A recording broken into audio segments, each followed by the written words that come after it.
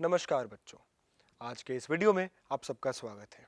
आज हम आपकी लेखा शास्त्र की दूसरी पुस्तक का दूसरा अध्याय अर्थात ऋण पत्र का निर्गम व मोचन का तीसरा व अंतिम भाग देखने जा रहे हैं।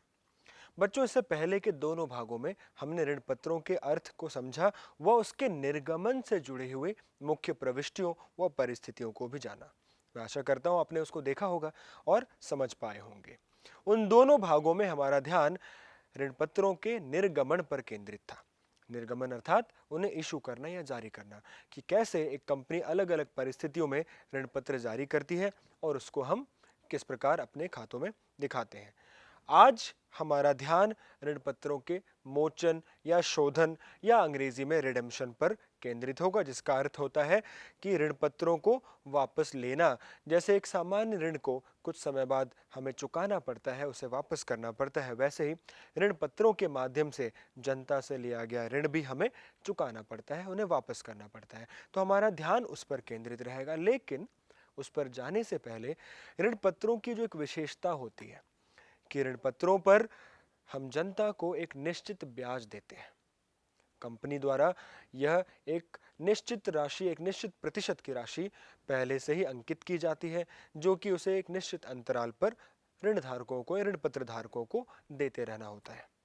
चाहे कंपनी को नुकसान हो, फायदा हो या कैसी भी परिस्थिति हो, कंपनी ब्याज देती ही है। तो ब्याज से जुड़ी हुई क्या एंट्रीज या क्या प्रविष्टियां हमें कंपनी के खातों में करनी होती हैं, हम पहले उस पर नजर डाल लेते हैं। बच्चों, ऋण पत्रों में दिया जाने वाला ब्याज जो है ना, वो कंपनी के लाभ पर एक भार होता है, अर्थात कंपनी के लिए एक वो हानि या व्यय की तरह माना जाता है, क्योंकि यदि कंपनी ब्याज देगी तो कंपनी का लाभ घट जाएगा और उसे निश्चित रूप से चुकाया जाता है। ये भी हमने बात की अभी कि ब्याज से हम बच नहीं सकते। कंपनी को चाहे हानि हो या कोई भी परिस्थिति हो, उसे ब्याज देना ही पड़ता है। बल्कि आयकर अधिनियम 1961 में एक और विशेष प्रावधान है। आयकर अधिनियम 1961 कहता है कि कंपनी जब ऋण पत्र धारकों को ब्याज देती है तो उन धारकों के लिए तो वो ब्याज एक लाभ हो जाता है, उनके लिए वो एक आय का स्रोत हो जाता है। तो क्योंकि उनके लिए वो एक आय है, इसलिए यह अधिनियम कहता है कि कंपनी को उन्हें ब्याज देते समय, ब्याज देने से पहले ही उनकी आय पर कर को काट लेना चाहिए और बाद में आयकर विभाग को जमा करा देना चाहिए। वह आय जो या वह आयकर जो आय देने से पहले या देते वक्त काट लिया जाए, उसे हम टीडीएस अर्थात टैक्स डिडक्टेड एट सोर्स के नाम से जानते हैं। टीडीएस के नाम से इसे जाना जाता है, अर्थात इसे स्रोत पर आय की कटौती भी कहा जाता है। तो इसका अर्थ यह हुआ कि कंपनी ब्याज तो देगी, लेकिन ब्याज पर पहले टीडीएस को काटेगी, उसे अलग करेगी और बाद में स्वयं उसे आयकर विभाग के पास जमा करवाएगी। तो बच्चों, अब आइए इसकी प्रविष्टियों पर नजर डालते हैं। जब ब्याज बकाया हो जाए, जब ब्याज की तारीख आ जाए, तो उस वक्त हमें ब्याज खाते को डेबिट करके आयकर खाते को क्रेडिट करते हुए ऋण पत्र धारक के खाते को भी क्रेडिट करना है। इसका अर्थ क्या हुआ कि ब्याज कंपनी के लिए एक व्यय या लाभ पर प्रभार है, तो ब्याज को तो डेबिट होना चाहिए। आयकर कंपनी इस ब्याज में से काट रही है, कंपनी के लिए वो एक दायित्व भी है, क्योंकि कंपनी को उसे बाद में आयकर विभाग के पास जमा भी कराना है, तो कंपनी के लिए वह एक दायित्व है, तो उसे हमने क्रेडिट किया। और क्योंकि अब ब्याज की राशि देय बन चुकी है, ऋण पत्र धारक हमारे लिए एक दायित्व बन गए हैं, तो उसे भी हमने क्रेडिट किया। इसके पश्चात जब हम ब्याज का भुगतान करेंगे तो ऋण पत्र धारक को डेबिट कर देंगे और बैंक खाते से राशि को निकालकर दिखा देंगे। अब यह ब्याज की राशि कंपनी के लिए तो एक प्रकार की हानि है, तो उसे हम लाभ व हानि खाते में डाल देंगे, तो हमारी एंट्री हो जाएगी लाभ व हानि खाता डेबिट और ऋण पत्र ब्याज क्रेडिट। बच्चों, इसके पश्चात अब कंपनी को उस कर को भी जमा कराना है, तो कर जमा कराते वक्त हम आयकर देय खाता डेबिट करके बैंक खाता क्रेडिट कर देंगे। तो ये चार मुख्य प्रविष्टियां हमें ब्याज से जुड़ी हुई करनी पड़ती हैं तिथियों के अनुसार। इसे और अच्छे से समझने के लिए अब हम एक उदाहरण का सहारा लेते हैं। बच्चों, 1 अप्रैल 2016 को ए लिमिटेड ने 100 रुपए प्रत्येक के 2000 ऋण पत्र बट्टे पर निर्गमित किए। इन ऋण पत्रों पर ब्याज की दर 10% की है। उन्हें 10% का डिस्काउंट यानी बट्टे पर भी जारी किया गया है। इनका मोचन हमें 10% प्रीमियम पर करना है।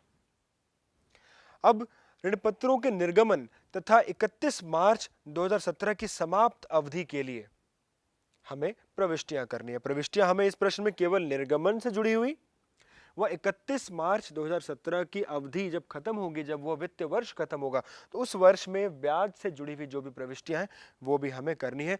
हमें ये मानकर चलना है बच्चों, बहुत ही महत्वपूर्ण जानकारी यहाँ पर है कि यह ब्याज अर्धवार्षिक रूप से प्रदत्त है, यानी ब्याज 6 माही तौर पर दिया जाएगा। 6 महीने पर ब्याज दिया जाएगा, जिसमें आधा भुगतान पहले 6 माही के अंत पर यानी 30 सितंबर को, जबकि बाकी का आधा भुगतान अगली 6 माही के अंत पर यानी 31 मार्च को। और ब्याज की दर हम पहले ही देख चुके हैं कि 10% ब्याज की दर है। तो बच्चों आगे चलते हैं और देखते हैं कि अब इनकी प्रविष्टि हम किस प्रकार करेंगे। 1 अप्रैल को जब हमें आवेदन प्राप्त हुए तो हमने आवेदन की राशि यहाँ दिखाई, बैंक खाता और ऋण पत्र आवेदन व आवंटन खाता, जो कि हम पहले भी देख चुके हैं। क्योंकि 1,80,000 रुपए की राशि कहाँ से आई बच्चों? 100 रुपए का हमारा ऋण पत्र है, 10% उस पर बट्टा है, यानी ऋण पत्र का जारी किया गया मूल्य हो गया 90 रुपए। एक ऋण पत्र कंपनी ने जनता को 90 रुपए में दिया है और ऐसे 2000 ऋण पत्र हैं, तो इस प्रकार कुल मूल्य कितना आ गया? 2000 गुणा 90, 1,80,000 रुपए। फिर इसे हमने हस्तांतरित करना है। तो हस्तांतरित करते वक्त जैसा कि हमने पिछले भाग में भी सीखा था, हमें मोचन की परिस्थिति का भी ध्यान रखना है। पहले तो हमने आवेदन व आवंटन खाता 1,80,000 रुपए डेबिट किया। हमें यह भी ध्यान होगा पिछले भाग से कि ऋण पत्र खाते को कुल राशि जो कि 2 लाख की है उससे हम क्रेडिट करेंगे। अब इसके पश्चात कंपनी ने एक तो बट्टे पर यानी डिस्काउंट पर जारी किया। पहले तो कंपनी को 20,000 रुपए का यह डिस्काउंट भी दिखाना है। इसके पश्चात कंपनी जब यह ऋण पत्र मोचन या वापस करेगी तो भी कंपनी 10% का प्रीमियम दे रही है। 2 लाख रुपए पर 10% का प्रीमियम यानी 20,000 रुपए प्रीमियम देगी, जो कि मोचन पर दिया जाएगा। यह भी कंपनी के लिए एक हानि है। तो 20,000 रुपए की यह हानि और 20,000 रुपए की जो यहाँ हानि हुई है, दोनों मिलाकर कुल 40,000 रुपए की हानि हम यहाँ पर दिखा देंगे।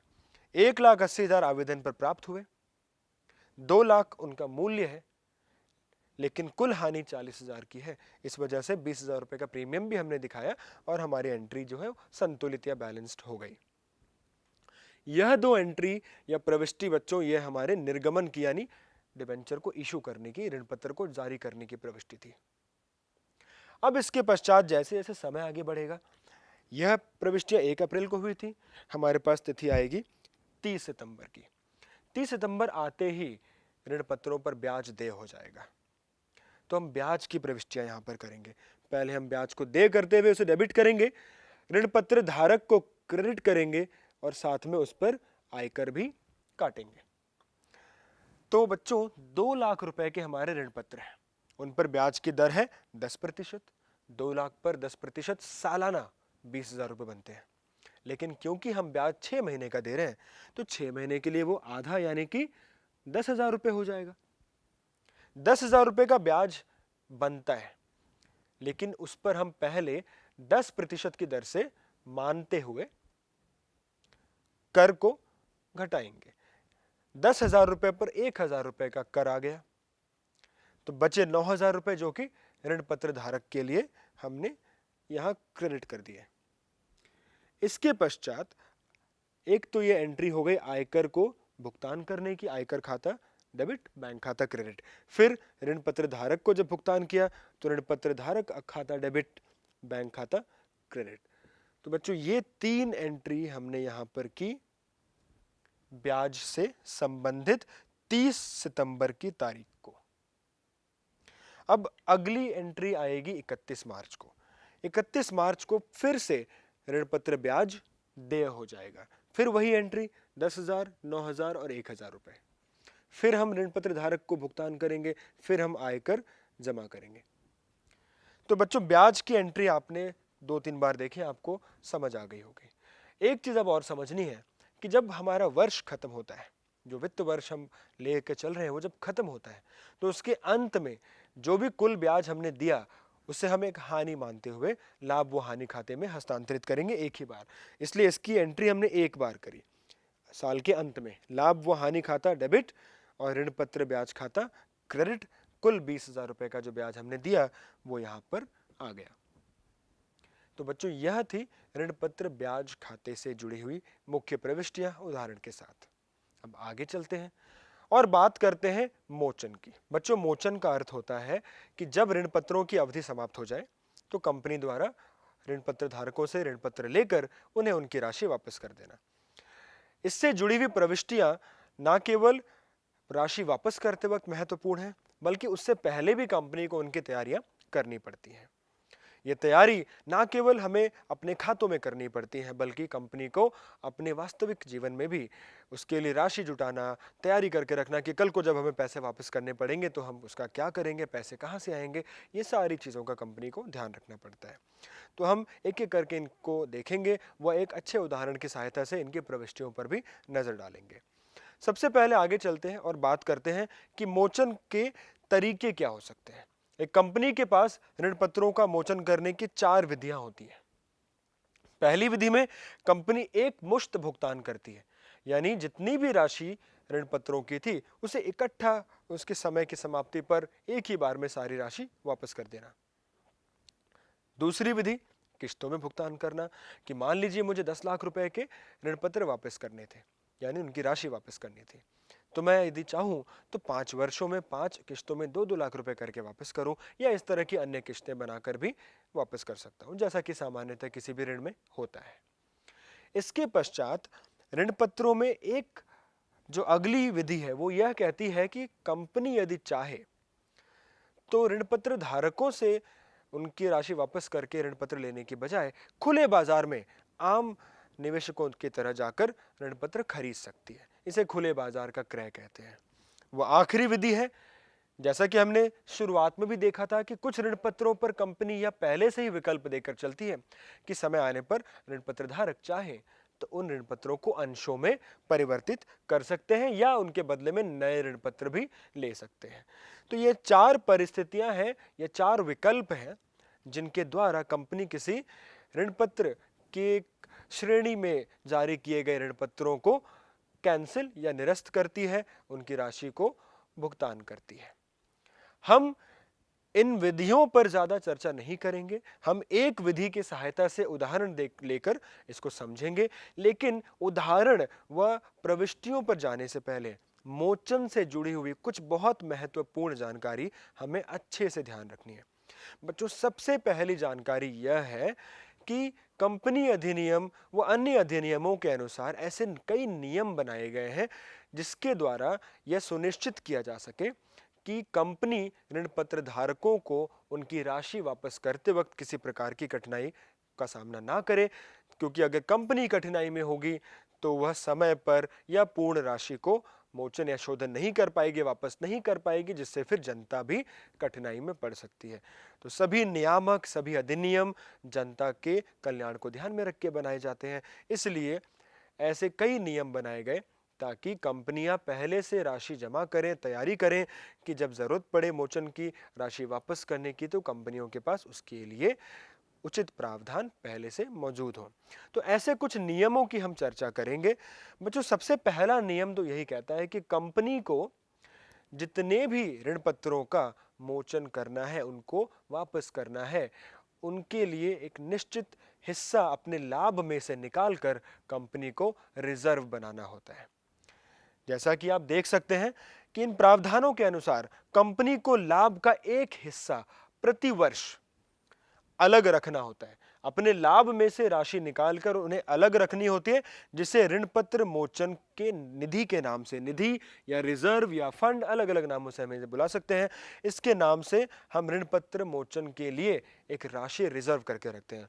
इसे हम तब तक रिजर्व करके रखते हैं जब तक कि ऋण पत्र मोचनीय ना हो जाए। ऋण पत्रों के मोचन के लिए जमा राशि को कंपनी और किसी जगह उपयोग नहीं कर सकती। यह भी एक ध्यान रखने योग्य बात है कि उस राशि का कहीं और उपयोग नहीं किया जा सकता। ऋण पत्र शोधन के उद्देश्य की पूर्ति के लिए एक कंपनी को इस प्रकार के ऋण पत्र शोधन प्रावधान का निर्माण करना पड़ता है, लेकिन यह निर्माण, यह रिजर्व जो कंपनी बनाएगी उसकी कुछ शर्तें हैं। सबसे पहली शर्त तो यह है कि कुछ विशेष कंपनियां हैं जिन्हें इस प्रकार के शोधन के निर्माण की, इस प्रकार के रिजर्व के निर्माण की आवश्यकता नहीं होती।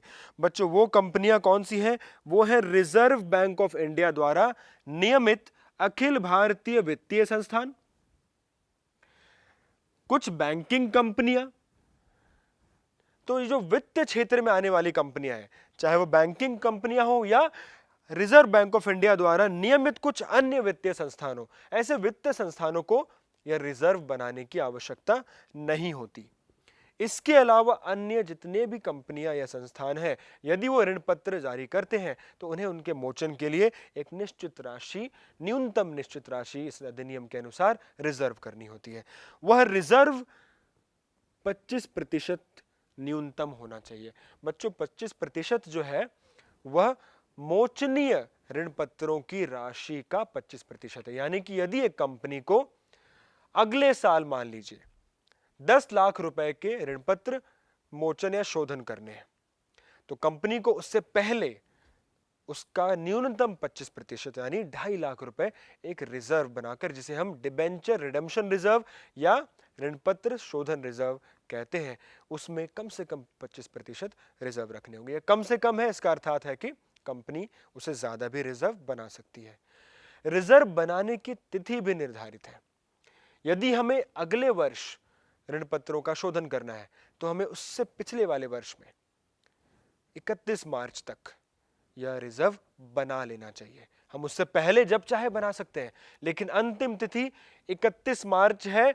इस वर्ष का 31 मार्च अगले वर्ष के मोचनीय ऋण पत्रों की राशि का 25% बनाने के लिए हमारे को दिया गया है।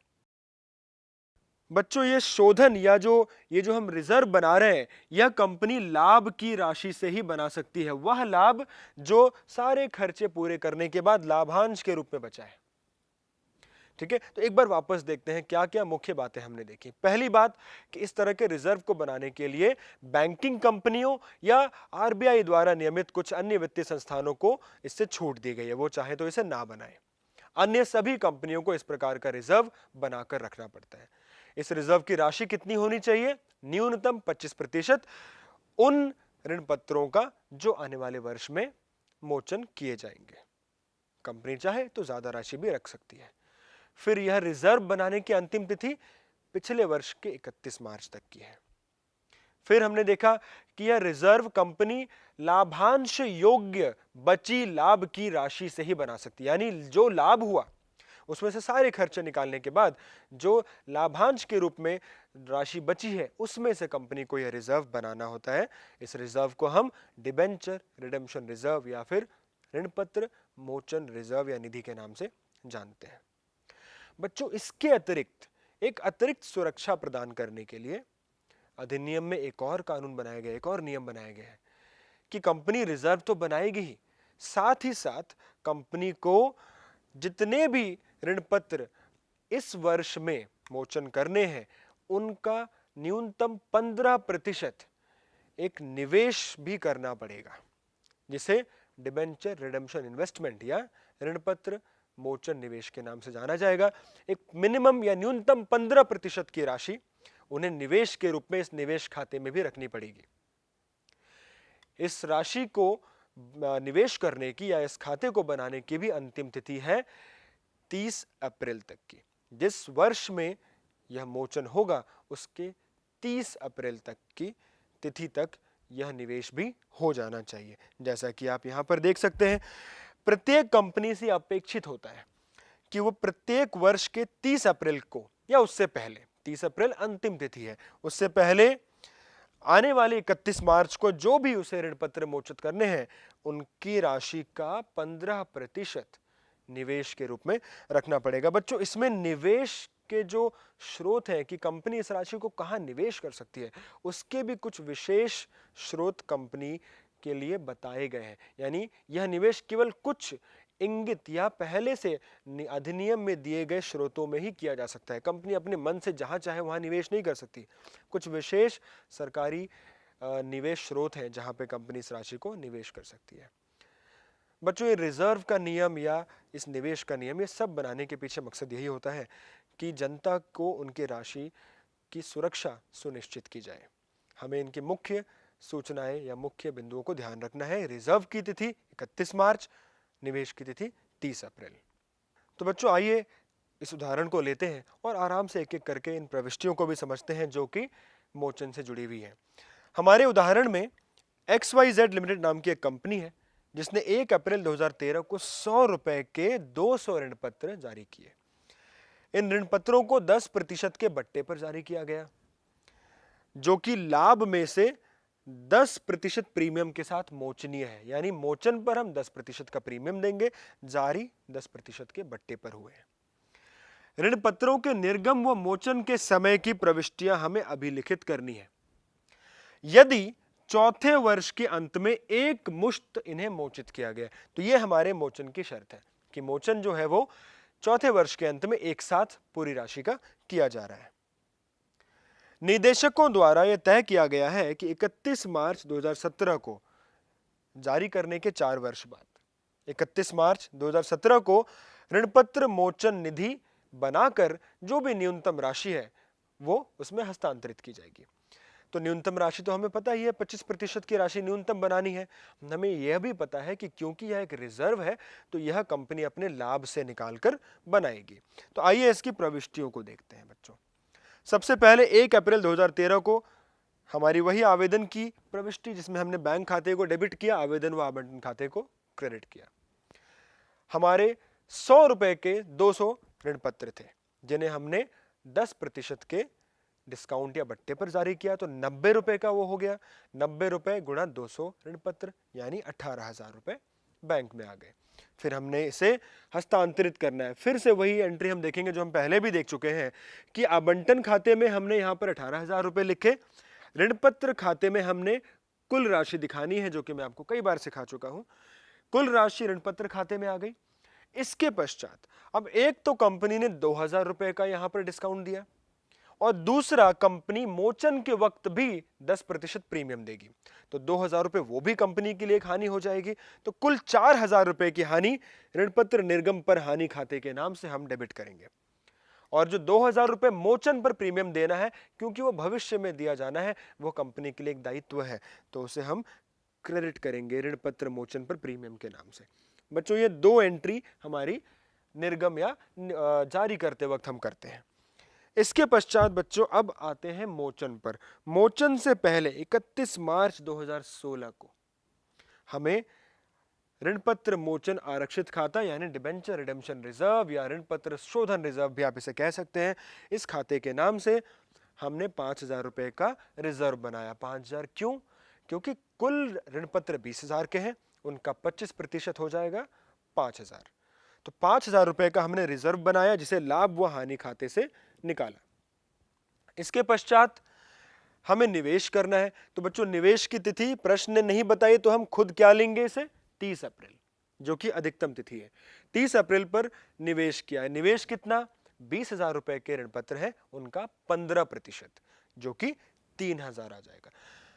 तो बच्चों, हमने रिजर्व बना दिया, निवेश कर दिया। अब हम आ जाएंगे मोचन की तिथि पर। मोचन की तिथि है 31 मार्च 2017। उस वक्त मोचन करने से पहले सबसे पहला काम जो किया जाता है वो यह है कि इस निवेश को हम बेच देते हैं, इसे उल्टा कर देते हैं। निवेश की इस एंट्री को उल्टा करेंगे आप, तो बैंक खाता डेबिट और ऋण पत्र मोचन निवेश खाता क्रेडिट हो जाएगा। इसके पश्चात मोचन की प्रविष्टियां, ऋण पत्र खाता डेबिट 20,000 रुपए के ऋण पत्र है। क्योंकि हम प्रीमियम पर उन्हें मोचित कर रहे हैं और यह प्रीमियम मोचन के वक्त हमारे लिए एक व्यय है, तो उस प्रीमियम को बच्चों आपको यहां पर डेबिट करना है, इसको ध्यान रखना है। प्रीमियम डेबिट हो जाएगा और ऋण पत्र धारक को राशि देय हो जाएगी तो वो क्रेडिट हो जाएगा। फिर हम ऋण पत्र धारक को इस राशि का भुगतान करेंगे, तो 22,000 रुपए का कुल भुगतान बैंक खाते से हो जाएगा। बच्चों, अब अंतिम चीज यह है कि जब हम ऋण पत्रों का मोचन कर देंगे और ऋण पत्र धारकों को भुगतान कर देंगे, तो इसके पश्चात जो रिजर्व हमने बनाया था अब उसकी कोई आवश्यकता नहीं है। तो मोचन के अंत में उस रिजर्व को भी हम हस्तांतरित कर देते हैं जनरल रिजर्व अकाउंट में, यानी कि सामान्य आरक्षित खाते में। तो ऋणपत्र मोचन रिजर्व खाते की कुल राशि 5,000 रुपए की सामान्य आरक्षित खाते में हस्तांतरित हो गई। इस प्रकार हमारी मोचन से जुड़ी हुई प्रविष्टियां भी खत्म हो जाती हैं। बच्चों, इस अध्याय के तीनों भागों में हमने बड़े ही एक सिलसिलेवार तरीके से, चरणबद्ध तरीके से देखा कि ऋण पत्र क्या होते हैं, वो अंशों से कैसे अलग हैं, ऋण पत्रों को जारी करते वक्त किस प्रकार की प्रविष्टि करते हैं, ऋण पत्रों को जारी करने की विशेष स्थितियां जैसे कि रोकड़ के बदले में या संपार्श्विक प्रतिभूति के बदले में हम क्या करेंगे, यदि हमें मोचन की स्थितियों का ध्यान रखते हुए ऋण पत्र निर्गम की स्थिति को प्रविष्टि में दिखाना है तो क्या करेंगे, और अंत में आज हमने फिर यह भी देखा कि ब्याज की प्रविष्टियां कैसे होंगी, वह सबसे महत्वपूर्ण मोचन पर हमें कैसे रिजर्व बनाना है, निवेश करना है और मोचन की प्रविष्टियां करनी है। मैं आशा करता हूं आपको ये तीनों भाग और ये पूरा अध्याय अच्छे से समझ आए होंगे। धन्यवाद।